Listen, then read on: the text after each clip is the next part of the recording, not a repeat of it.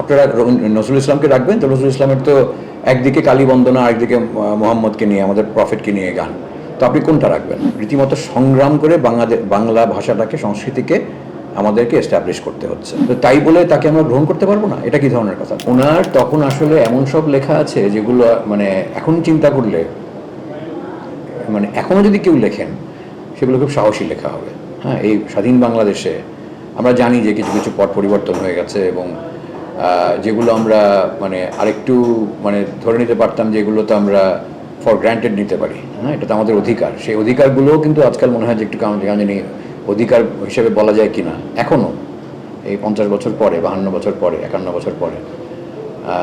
তো ওই সময় এটা তো খুবই সাহসী ব্যাপার ছিল। তো ব্যাপারটা ছিল হচ্ছে যে যা বললাম যে বাঙালির স্বরূপ এখন সংস্কৃতি সংকট বলে ওনার একটা লেখা আছে, যেটা আমার মনে হয় একটা ডিফাইনিং একটা লেখা, মানে ওনাকে চেনার জন্য এই প্রবন্ধটা পড়তে হবে। তো এটার ব্যাপারটা ছিল হচ্ছে যে মানে তখন বলা হতো যে আচ্ছা কাজী নজরুল ইসলাম হবেন আমাদের জাতীয় কবি এবং ফররুখ আহমেদ, গোলাম মোস্তফা, মানে যারা মুসলমান কবি সাহিত্যিক তাদেরকে আমরা আপন করে নেব এবং ওই পঞ্চকবি রজনীকান্ত বা অতুল প্রসাদ সেন বা দ্বিজেন্দ্রলাল রায় বা রবীন্দ্রনাথ ঠাকুর বা যে কোনো মানে যারা নাকি 47-এর আগের বা যাদের মুসলমান না আর কি, তাদেরকে একটু মানে সরিয়ে রাখা, এই জিনিসের চেষ্টা করা। তো এগুলো নিয়ে ওনার মানে এখন সোচ্চারভাবে প্রতিবাদ করেছেন। মানে এমন কথা যে আপনারা নজরুল ইসলামকে রাখবেন তো নজরুল ইসলামের তো একদিকে কালী বন্দনা আরেকদিকে মোহাম্মদকে নিয়ে আমাদের প্রফেটকে নিয়ে গান, তো আপনি কোনটা রাখবেন?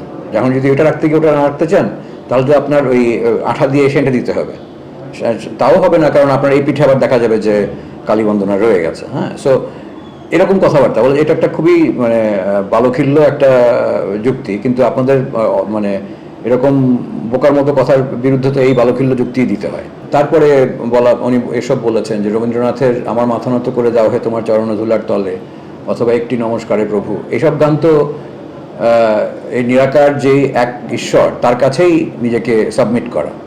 তো এইখানে তো একই জিনিস আরেকভাবে বলছেন, আর মানে অন্য ভাষায় বলছেন, আমাদের নিজেদের ভাষায় বলছেন, বা মানে ঈশ্বরকে সম্বোধন করতে গিয়ে আল্লাহ না বলে আরেকটা শব্দ দিয়ে সম্বোধন করছেন, তো তাই বলে তাকে আমরা গ্রহণ করতে পারবো না, এটা কি ধরনের কথা? তো এরকম অনেক কিছু। তো এর মধ্যে এসব মানে কোনো প্রবন্ধ, এটা আমি সংস্কৃতি সংকটের কথা বললাম, আরও এই ধরনের এই নিয়ে অনেক প্রবন্ধ আছে। তো এগুলো ছাপা হতো যেসব খবরের কাগজে, এমনও হতো যে মানে এমনই একটা অ্যাডভার্সিটি ছিল ওই সময় যে দেখা যেত যে ওই খবরের কাগজের সম্পাদক টিকা টিপ্পণী দিয়ে দিচ্ছেন ওনার মানে ওনার বিরুদ্ধে কথা বলে, ওনার লেখাটা ছাপিয়ে ওনার বিরুদ্ধে কথা বলে।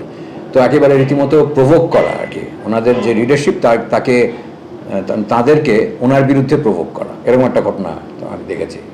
তো এই রকম বৈরী পরিবেশে উনি কিন্তু একবার দুবার না, উনি বলেই গেছেন এটা কনসিস্টেন্টলি, বছরের পর বছর এই লিখে গেছেন, বলে গেছেন, সভা সমিতিতে কথা বলেছেন, লেখালেখি করেছেন, সমস্ত কিছু মানে ওনার যা ছিল তাই দিয়ে উনি প্রতিবাদ করেছেন। হ্যাঁ, তখন যেটা ছিল কি, তখন মানে আমাদের রীতিমতো সংগ্রাম করে বাংলা ভাষাটাকে সংস্কৃতিকে আমাদেরকে এস্টাবলিশ করতে হচ্ছে, তার থেকে কিন্তু এখন পট পরিবর্তন হয়েছে।